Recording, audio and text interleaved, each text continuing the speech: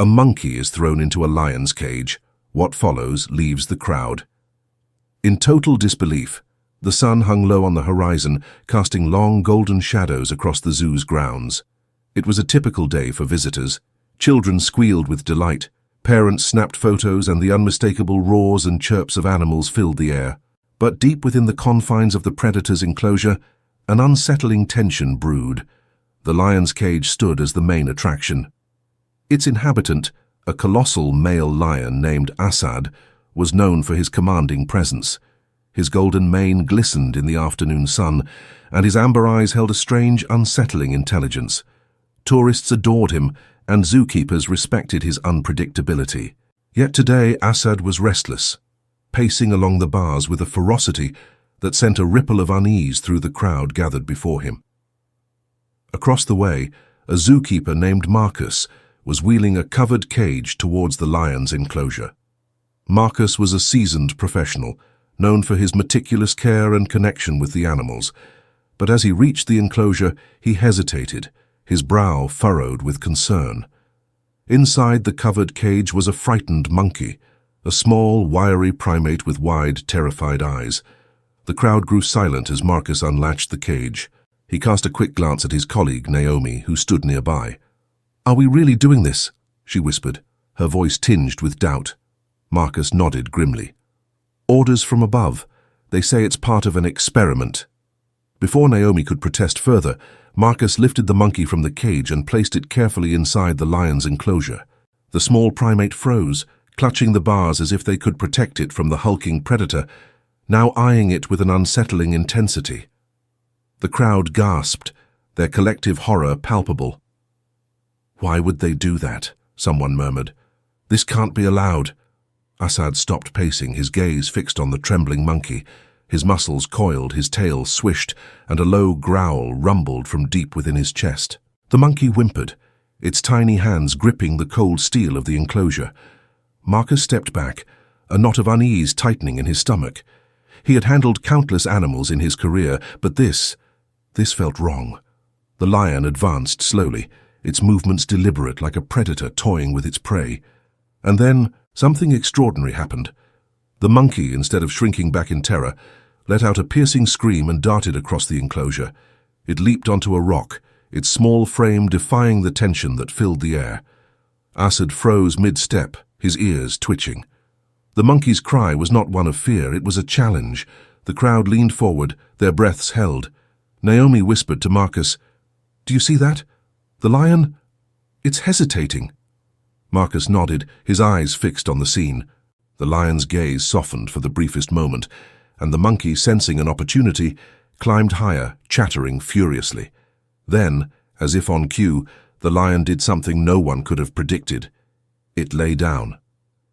The mighty predator, king of the jungle, lowered itself to the ground and rested its head on its paws, its eyes never leaving the monkey. The crowd erupted into murmurs of disbelief. Naomi's hand flew to her mouth. "What's going on?" she whispered. Marcus shook his head, unable to tear his eyes away. "I don't know," he muttered, "but I have a feeling this is just the beginning." The monkey cautiously approached the lion, its movements slow and deliberate. The crowd was silent now, their eyes glued to the unfolding scene. As the primate reached the lion's mane, it did something so unexpected, so utterly shocking, that even Marcus and Naomi were left speechless. What happened next would leave everyone questioning everything they thought they knew about nature. The zoo was abuzz with whispers and speculation. Videos of the encounter between the lion and the monkey quickly spread across social media, with viewers from around the world trying to decipher what had just occurred. But for Marcus and Naomi, the mystery was just beginning. As the crowd dispersed, Marcus remained rooted in place, his gaze locked on the lion and monkey. The monkey, now perched on a rock within the enclosure, seemed surprisingly calm, while Assad, the lion who had terrified so many, lay still, his piercing eyes fixed on the tiny creature. Naomi broke the silence. "Marcus, I've worked here for 5 years. I've never seen anything like this." "Neither have I," Marcus replied, his voice low. "Lions are predators. A monkey in their enclosure should have been, well, lunch," Naomi finished grimly. The monkey let out a series of soft, almost musical chirps. Asad tilted his head slightly, as though trying to understand. "We need to call Dr. Patel," Marcus said, referring to the zoo's lead veterinarian. "This behavior isn't normal, and we need answers before it gets out of hand." Naomi nodded, pulling out her phone. "I'll get him here right away, but Marcus—" "Yeah? Do you think this was a mistake? Putting that monkey in there?" Marcus hesitated. "I don't know, but something tells me it wasn't." Over the next few days, the situation grew even stranger. The monkey and Asad were becoming inseparable. Zoo staff observed the two sharing food, with the lion gently nudging pieces of meat toward the monkey, who in turn offered him fruits from the high branches. The bond wasn't just limited to sharing meals. Asad, who had always been territorial and aloof, now allowed the monkey to climb onto his back. Visitors flocked to the enclosure, drawn by the unprecedented sight of the predator and prey seemingly defying nature. Naomi watched from the observation deck, her arms crossed. "This can't just be coincidence. Animals don't behave like this without a reason." Marcus joined her, holding a clipboard filled with notes. "I've been reading about cases like this, unlikely bonds between animals, especially in captivity. Sometimes it's a survival mechanism, sometimes it's loneliness." "But Asad was never lonely," Naomi argued. "He's been the king of this zoo since he was a cub." "True," Marcus agreed. "But maybe it's not about loneliness for him. Maybe it's about the monkey." Dr. Patel arrived later that week to conduct a behavioral assessment. He was a tall, bespectacled man with years of experience working with big cats, but even he was baffled. "This is unprecedented," he said, observing the pair through the reinforced glass. "Asad's behavior is protective, almost parental, but the question is, why?" Naomi gestured to the monkey, who was now grooming Asad's mane with delicate fingers. "Could the monkey have come from somewhere special? Maybe it recognizes Asad somehow?" Dr. Patel frowned. "That's not likely, but let's run some tests on both of them just in case. DNA, health checks, the works. There could be something in their pasts that explains this." As tests were being conducted, the staff noticed other animals in the zoo behaving strangely around the lion's enclosure. The elephants, usually calm and measured, trumpeted loudly whenever they passed by. The parrots squawked incessantly, as though warning of danger. Even the zebras, housed several enclosures away, seemed on edge. Naomi observed this with growing concern. "It's like the whole zoo knows something we don't," Marcus agreed. "It's not just the animals, though. Look at the visitors." He was right. Guests who approached the lion's enclosure often stopped mid-sentence, their expressions turning from excitement to unease. One elderly woman, clutching her grandson's hand, whispered to him, "Do you feel that? It's like something's watching us." Late one evening, Marcus and Naomi stayed after hours to review the surveillance footage from the past few days. As they fast-forwarded through the hours of recordings, something caught Naomi's eye. "Wait, go back." Marcus rewound the footage. The video showed Asad lying in the corner of his enclosure, seemingly asleep. But in the shadows near the bars, a faint, glowing figure appeared, a shape that looked eerily like a human. "What the?" Marcus muttered. The figure moved closer to the sleeping lion, placing what appeared to be a hand on its mane. Asad stirred but didn't wake, and the glowing figure vanished. "Do you think it's a glitch?" Naomi asked, her voice shaky. Marcus shook his head. "No, this is something else, something supernatural." As they stared at the screen, the monkey on the footage turned its head directly toward the camera, its eyes glowing faintly in the dark. It let out a low, guttural sound that sent shivers down their spines. Marcus leaned back in his chair, his heart racing. "Naomi," he whispered. "What?" "I think this monkey knows exactly what's going on, and it's not telling us." The atmosphere in the zoo had grown tense. Visitors reported feeling uneasy near the lion's enclosure, and staff found themselves avoiding the area altogether. Marcus and Naomi, however, were determined to get to the bottom of the mystery. The DNA tests from Dr. Patel had returned, and the results were anything but ordinary. "You're not going to believe this," Patel said, pacing the office where Marcus and Naomi were seated. He handed them the report. The monkey's DNA showed traces of exposure to experimental genetic manipulation. While the zoo staff had no record of how the monkey arrived there, the results hinted at something far beyond natural phenomena. Even more shocking was Assad's reaction. His blood work showed heightened levels of stress and an unexplained surge in brain activity. "What does this mean?" Naomi asked. Dr. Patel hesitated before answering. "I think this monkey was part of an experiment, something designed to enhance intelligence, maybe even communication. But what's more baffling is how the lion is reacting. It's as if Assad recognizes it on some level." "Recognizes it?" Marcus frowned. Patel nodded. "It's not uncommon for animals to form bonds, but this is deeper, almost as if they've shared something in the past." Determined to uncover the truth, Marcus and Naomi decided to spend the night in the observation room overlooking the enclosure. Armed with cameras and recording equipment, they prepared for anything unusual. As midnight approached, the zoo fell silent, save for the occasional rustle of leaves or distant call of a bird. Inside the enclosure, the monkey was perched high on a branch, watching the sleeping lion below. Suddenly, the monkey began to chatter softly. Its movements became frantic as it climbed down and approached Assad, who stirred awake. The two locked eyes, and then, without warning, the monkey turned and stared directly into the observation room. "Is it looking at us?" Naomi whispered. Marcus leaned forward. "It's like it knows we're here." Before they could react, the monkey let out a piercing scream. Assad roared in response, a sound so powerful it rattled the glass. The two animals moved in perfect synchronization, the monkey climbing onto Assad's back as the lion paced toward the edge of the enclosure. "What's happening?" Naomi asked, her voice trembling. The glow appeared again, this time brighter and more defined. A figure emerged, humanoid but otherworldly, standing between the two animals. It reached out a hand, and both Assad and the monkey froze.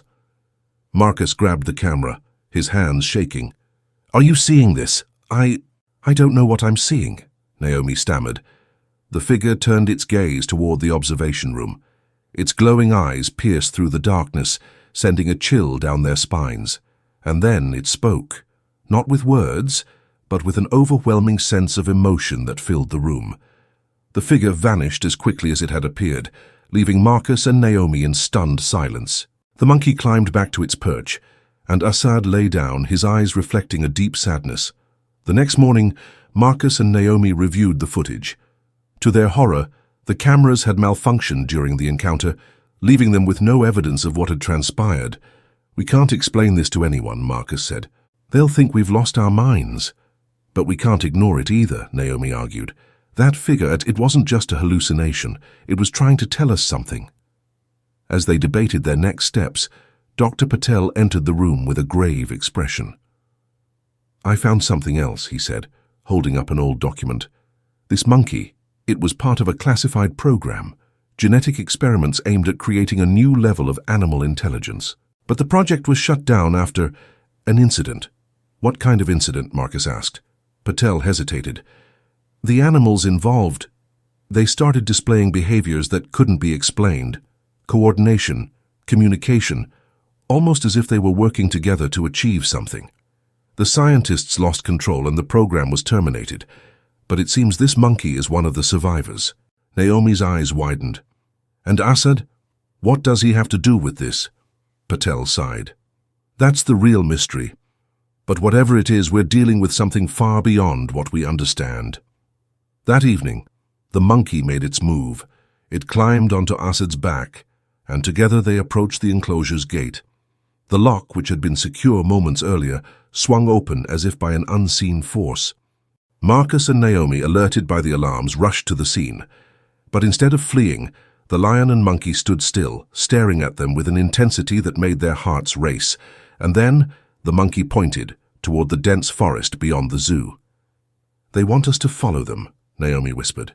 Marcus hesitated. "Are you sure that's a good idea?" "We don't have a choice," she replied, stepping forward. As the two animals led Marcus and Naomi into the forest, the air grew colder, and an eerie silence enveloped them. The monkey stopped abruptly, its gaze fixed on a large, overgrown structure hidden among the trees. "What is this place?" Marcus asked, his voice barely audible. Naomi shone her flashlight on the building. Faded lettering on the wall read, "Project Genesis, Facility 12. The ground beneath them rumbled, and a low growl echoed through the trees. "What happens next," Naomi whispered, clutching Marcus's arm, "is going to change everything." Marcus and Naomi hesitated at the entrance to the overgrown facility, their flashlights barely piercing the thick darkness. Behind them, Assad let out a low growl, and the monkey perched on his back made a series of sharp, urgent sounds. "They want us to go in," Naomi whispered. Marcus nodded. "Let's finish this." The facility's interior was a labyrinth of decaying hallways and shattered glass. Faded monitors lined the walls, and broken equipment was strewn across the floor. But what caught their attention were the cages, rows upon rows of them, each one large enough to hold a lion or other large animal. "This place," Marcus murmured. "It was a lab. They weren't just experimenting on monkeys, they were working on all kinds of animals." Naomi knelt by a rusted metal plaque on the floor. The words, "Project Genesis, Advanced Intelligence Initiative," were engraved in bold letters. They were trying to create something. "Smarter than anything we've ever seen," she said, her voice trembling. Assad and the monkey led them deeper into the facility until they reached a room sealed by a heavy metal door. The monkey leapt down and pressed a hidden panel, causing the door to creak open. Inside, a holographic display flickered to life, showing a scientist's recorded log. "We aim to unlock the potential of animal intelligence," the recording began. "But we underestimated the consequences. The subjects formed connections we didn't anticipate, bonds stronger than any human relationship.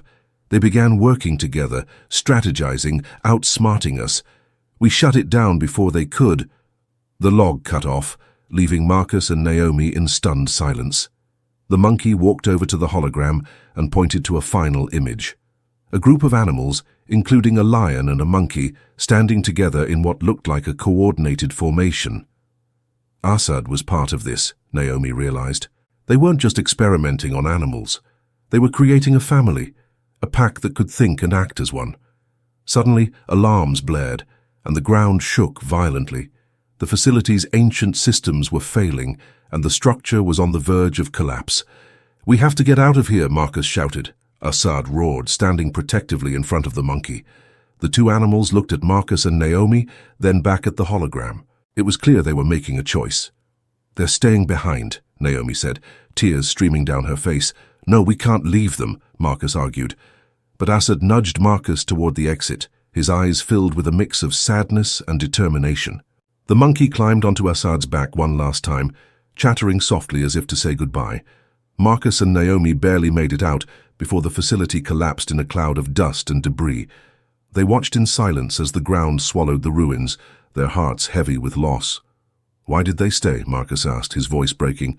Naomi wiped her tears. "Because they knew what they were protecting. Their story wasn't meant for the world to see. It was meant to stay hidden, safe from those who might exploit it." As the dust settled, Marcus noticed something glinting in the rubble. He picked it up, a small engraved metal tag that read, "Genesis Prototype 001, Unity." "They weren't just experiments," he said. "They were a family, and they trusted us to keep their secret." Back at the zoo, Marcus and Naomi ensured the story of Assad and the monkey was preserved in their hearts, though they shared only fragments with the world.